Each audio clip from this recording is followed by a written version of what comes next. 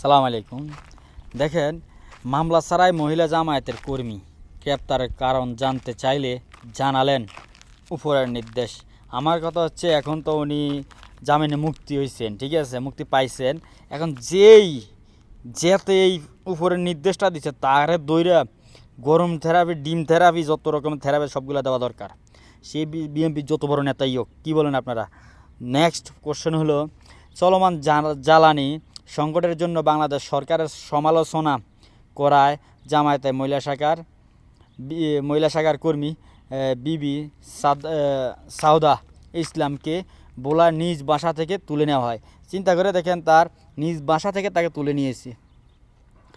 এই শেখ হাসিনার মতোই সেই মনে করেন কার্যক্রম চালাইতে আছে বিএনপি।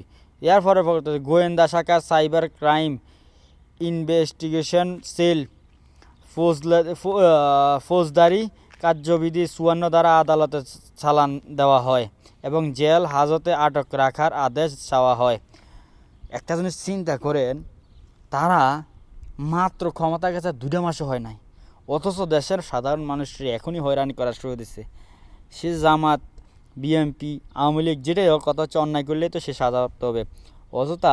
অযথা এই অন্যায় ছাড়া একটা মানুষ জেলও রাখলো ২টা দিন।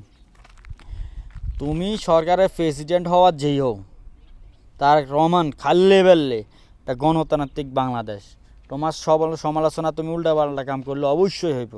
অবশ্যই তুমি ভালো কাজ করো, দেশের মানুষ তোমাকে সমর্থন দেবে অবশ্যই। আসসালামু আলাইকুম রহমতুল্লাহি ওয়া বারাকাতুহু।